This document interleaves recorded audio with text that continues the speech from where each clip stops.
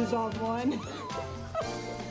80% of all teenagers will suffer some form of acne, but only a small percentage will see a doctor or get a prescription medication. While most people say kids will eventually grow out of acne, the negative effects on young person's self-esteem and confidence can linger for years and years and years. Dr. Robert Haber is a pediatric dermatologist at University Hospitals, and he joins us today to talk about the study and some of the newest acne treatments that are available out there. And good morning, doctor. Good morning. What are the lasting impacts of having acne in terms of a child who's getting kidded mercilessly by some of his schoolmates?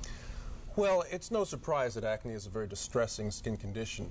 And if you conclude even a single pimple, virtually 100% of the population will have some form of acne at some point. And really the effect of that is very dependent upon your own self-esteem and other factors as well. Some people are devastated by very mild acne, and other people are not very much affected by more severe acne. However, a variety of studies have confirmed that self-esteem is very, very significantly affected by acne. And the recent studies have shown that although 80 to 90% of teenagers are worried about acne, only about 16% do go to see a doctor.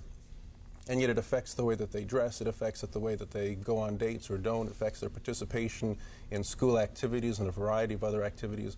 And it affects when we do see them in the office, we can definitely see the results. They're withdrawn, they don't talk, they don't make eye contact, they have poor relations often with their parents. And it can be a very devastating situation. We're going to take your phone calls here for the doctor at 578-0888, 578-0888. At what point, or is there a point that you can say a young person, a parent, should go to a doctor and get this taken care of? Well, as I said, some people are not concerned about their acne. Acne, for the most part, is not a serious condition in terms of medical problems and it's not a life-threatening condition. However, if even one or two pimples bother you, then it deserves treatment.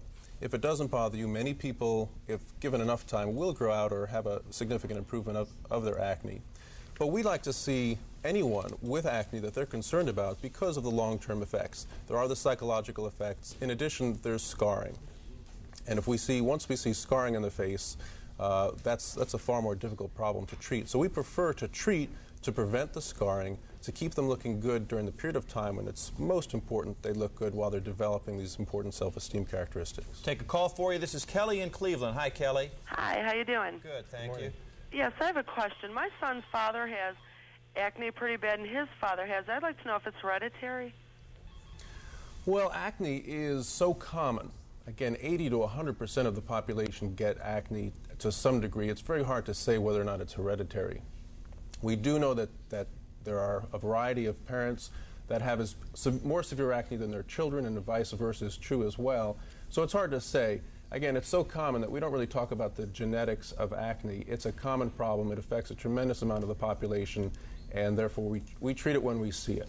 Doctor's brought in some slides we could perhaps look at right now, and you get an indication of some of the more severe forms. Okay, we have more information. We'll get back to this thing later on, but here's some of the more severe forms. This is someone who's got acne on the forehead, and then I think there's an after picture showing after treatment. This is a fairly typical teenage type of acne. On the left hand, on the upper photograph, you're seeing the red spots and what we call these inflammatory papules, as well as comedones or blackheads and whiteheads.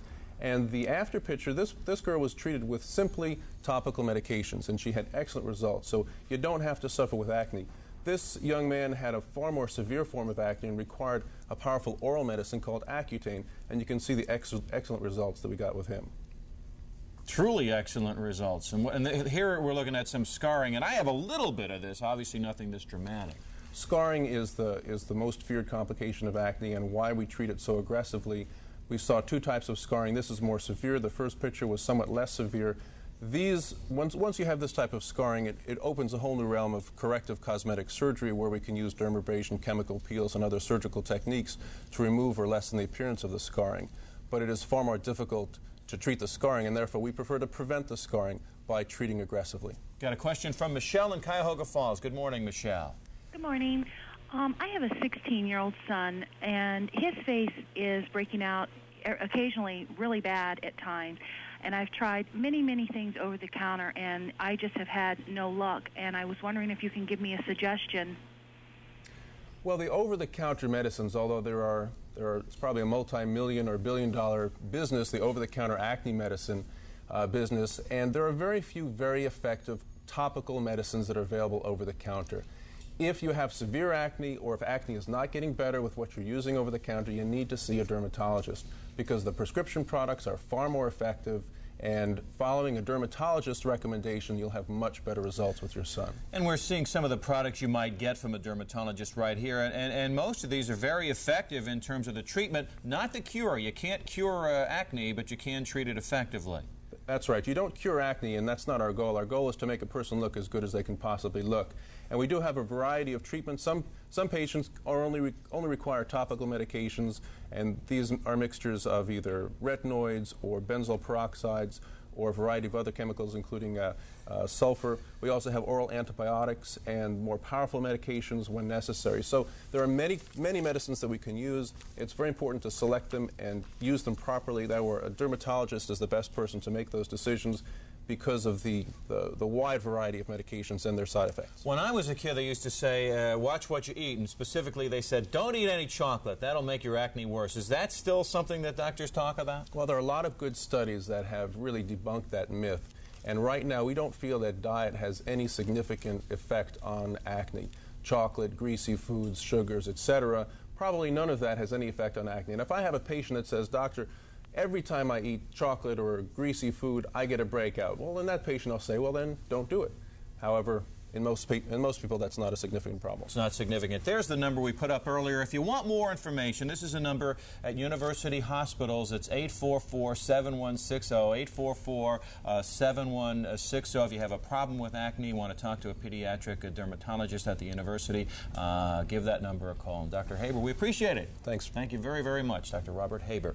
And the time now is 8:23 in the morning. We'll take a break and come back with more of Good Day Cleveland.